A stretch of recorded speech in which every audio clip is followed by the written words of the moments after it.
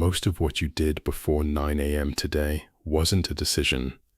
I know how that sounds, but the research is pretty clear. Somewhere between 40 and 45% of your daily actions weren't actually choices. They were habits running on autopilot. Which shoe you put on first, the route you took to the kitchen, which hand you reached for your phone with.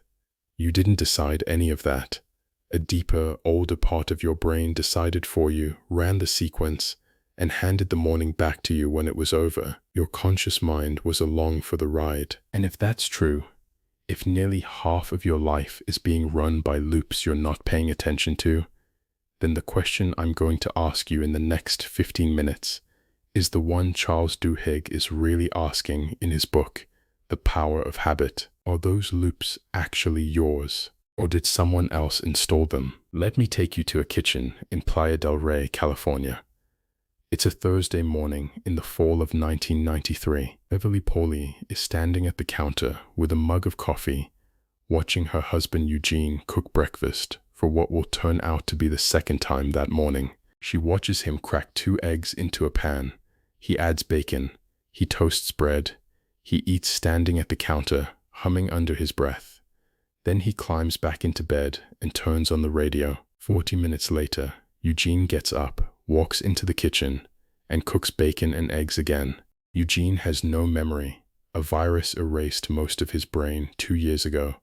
He doesn't remember that he ate. He doesn't remember his wife's name most mornings. He doesn't remember his own son, but he remembers how to cook bacon and eggs. Viral encephalitis had destroyed a sliver of Eugene's brain no thicker than a walnut, the medial temporal lobe, the place where memory lives. When neuroscientist Larry Squire got the scans, he recognized the shape of the damage immediately because he'd seen a case like it 30 years earlier at MIT. A man called H.M., whose hippocampus had been surgically removed to treat epilepsy and who had spent the rest of his life unable to form a single new memory. But Eugene was doing something H.M. couldn't do. Squire drove out to Eugene's house to meet him, sat down across from him in the living room, asked him to draw a map of his own home, which hallway led to the kitchen where the bathroom was. Eugene stared at the paper. He couldn't do it. He said, "I'm not really sure." And then, while Squire was typing notes on his laptop, Eugene got up from his chair, walked across the living room, went into the hallway, opened the bathroom door, used the toilet, washed his hands, and walked back to his seat. A man who could not tell you where the bathroom was had just walked to the bathroom. Something in Eugene was still learning. Something was still remembering. Just not the part of him that knew he was. While Squire was trying to figure out where that something lived, he set up a series of experiments. He gave Eugene puzzles, one in particular called the mirror tracing task. You have to trace the outline of a star, but you can only see your own hand in a mirror, so every motion is reversed. Maddening the first time. Most healthy adults take 15 or 20 tries to get it right. Every morning, Squire would bring the puzzle to Eugene's house. Every morning, Eugene would look at it like he had never seen it before in his life. Because he hadn't. He had no memory of yesterday. But every morning, Eugene got faster. Within a week, he was doing it in seconds. Within 2, he was better at it than most healthy adults. Eugene didn't know he was learning. He couldn't have told you he had ever seen the puzzle before. But somewhere in the ruin of his brain, something was learning without him. Meanwhile, another team of researchers at MIT was about to show Squire where that something lived. They were running rats through T-shaped mazes, a piece of chocolate waiting at one end, nothing at the other, with microscopic electrodes threaded into a golf ball-sized knot of tissue buried deep in the brain, called the basal ganglia. The first time a rat ran the maze, its brain lit up everywhere, every neuron working overtime. What does this wall smell like? What's that sound behind me? Where's the chocolate? But by the 50th run, almost all of the activity was gone, except for 2 tight bursts. One when the rat saw the gate, and one when it tasted the chocolate. Everything in between, the choice, the turn, the path, was running on silence. The brain had chunked the whole sequence into a single unit of automaticity, stored it in the basal ganglia, a habit. This is what neuroscientists now call the habit loop. Cue, routine, reward. A trigger that tells your brain to switch into autopilot. A behavior you've run so many times it doesn't need attention. A payoff that tells your brain, remember this, do it again. The cue can be a time of day, a place, a smell, a feeling. The reward can be a bite of food, a hit of nicotine, a small relief from anxiety. It doesn't matter what the specific ingredients are. Once the loop is built, it lives in the basal ganglia, which is one of the oldest, deepest, most stubborn parts of your brain. It is also, as it happens, the part that survived in Eugene. Eugene could still walk to the bathroom because the cue, the tension in his bladder, triggered a routine he had run 100,000 times. He couldn't tell you he was doing it, but his brain could. And here's what that means for you. You have a basal ganglia too, and researchers at Duke have estimated that more than 40% of what you did today wasn't, in any meaningful sense, a decision. The route to the kitchen, which pocket your phone was in, what you reach for first when you opened the fridge, none of that required you to be present. You could have been almost anywhere in your head, and your body would have done it all anyway. Half of your life is being run by the part of your brain that would keep running your life just fine if a virus came through tomorrow and ate everything else. Let that sit. Because if that's true, and the science is genuinely settled on this, then the question of whether you're actually running your own life starts getting uncomfortable pretty quickly. But here's where it turns, because the same loop that's running 40% of your life can also be the lever that changes everything else about it. If you know where to look, October 1987, a hotel ballroom in Manhattan. A few hundred Wall Street investors are waiting for the newly appointed CEO of the Aluminum Company of America, Alcoa, to walk out on stage. They're waiting for the usual, a profit target, a cost-cutting plan, a layoff number. That's the script. Every CEO in New York that year was running that script. Alcoa badly needed one. It was over 100 years old, bloated, slow, a stock price that had been sliding, union battles every other year. The board had taken a risk on a 51-year-old bureaucrat most of the room had never heard of. His name was Paul O'Neill. He walked up to the microphone. The investors leaned forward. O'Neill said, "I want to talk to you about worker safety." He said, "Every year at Alcoa, workers are injured so badly they cannot come back to work the next day. Every year some of them die. I intend to make Alcoa the safest company in America. 0 injuries, that is my commitment." The room went silent. An investor raised a hand, asked about inventory levels. O'Neill said, "If you want to know how Alcoa is doing, you look at our safety numbers." Another hand, capital spending. O'Neill said, "You want to know how this company is doing, you come look at our injury rate." The investors started emptying the room. One of them literally ran to a payphone in the hotel lobby and told his biggest clients, "The board has put a crazy hippie in charge. Sell your Alcoa stock." It was the worst financial decision most of them made that decade.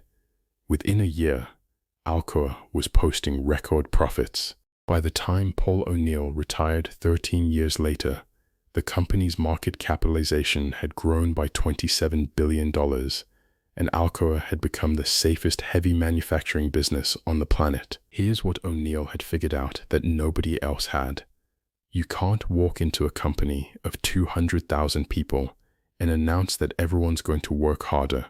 They won't. The previous CEO had tried to mandate improvements, and 15,000 workers went on strike and burned effigies of him in the parking lot. You can't change a giant organization by listing new priorities. What you can do, O'Neill realized, is find a single habit inside the organization that every person, union worker to executive, agrees matters. Change that one habit, let the cascade do the rest. Safety was his one habit. Nobody was going to argue against it, so O'Neill instituted a single rule across the entire company. Every injury at every Alcoa facility, anywhere in the world, had to be reported to the CEO's office within 24 hours, along with a root cause analysis, along with a specific plan to prevent it from happening again. A few weeks after his first speech, O'Neill was on a plane to Tennessee to visit a smelting plant. On the way, he got a phone call. A young worker at the plant had just been killed, trying to fix a piece of jammed equipment. O'Neill got off the plane, drove straight to the factory, called every executive and senior manager into a conference room, sat down, asked one question: who is responsible for this death? The managers looked at each other. One said, the worker had ignored a safety procedure. Another said, he was a new hire. A third said, his supervisor should have double-checked the machine. O'Neill listened to all of it.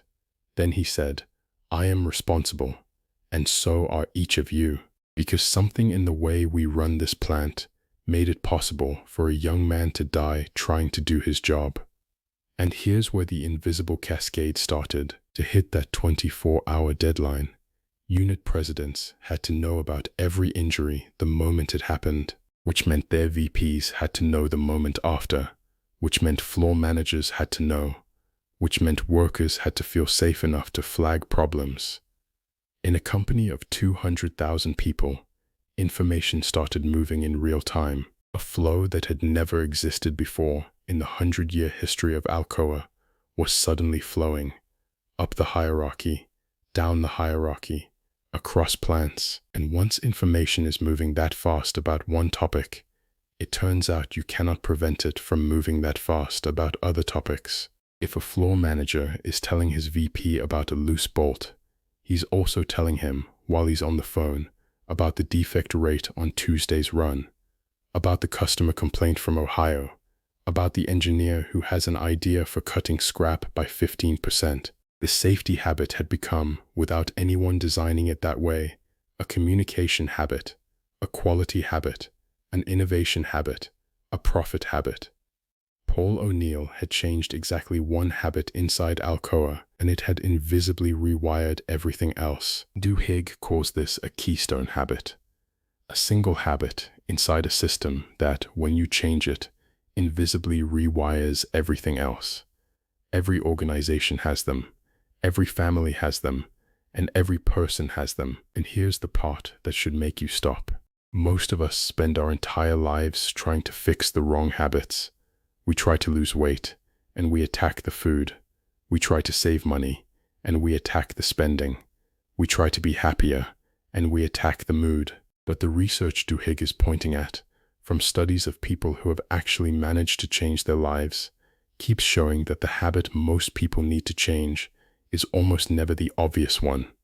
It's the one underneath, the small, structural, unglamorous habit that's quietly holding up every other behavior you haven't been able to shift. For some people, it's as simple as going to bed at the same time every night, because everything downstream of sleep changes when sleep stabilizes. For others, it's keeping a food journal, not dieting, just writing down what they ate, because once the information is visible, the choices start quietly adjusting themselves. For others, it's making the bed in the morning, because a made bed sets the tone of the next 6 decisions.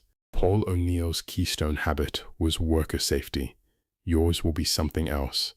But I promise you, it is almost never what you think it is. Charles Duhigg isn't promising to turn you into Paul O'Neill. He's only promising one thing. Once you can see the loop, you can't unsee it. Once you understand that there is a cue triggering a routine, triggering a reward, you start noticing the machinery in your own life. You start seeing why you reach for the phone the second you sit down, why you open the fridge at 10 p.m., why the argument with your partner always starts at the same time of day, in the same room, over the same kind of thing. And here's what I had to cut from this summary, and it's honestly the most important part of the book. Duhigg closes with 2 people who each argued in court that their habits had taken their lives from them. A housewife in Iowa who lost nearly $1 million of her family's inheritance at a blackjack table, a husband in Wales who killed his wife in his sleep. Their arguments were almost identical. Their verdicts were opposite. And the line the law drew between them, the specific reason one of them was held responsible and the other was not, is Duhigg's answer to the deepest question in this whole book. When are you actually responsible for what your habits do? I couldn't fit that whole arc in here, and it's the part that I think is going to change how you look at your own life. The full deep dive is on one book away, linked below, close to an hour. We sit with both of those cases and walk you all the way through what the courts decided and why. If something in this summary made a quiet click somewhere, if you suddenly saw a loop of your own that you'd never bothered to inspect, hit the subscribe button before you go. We do a book every week here. Always the same voice, always the same depth. There is always another book one breath away. I'll see you in the next one.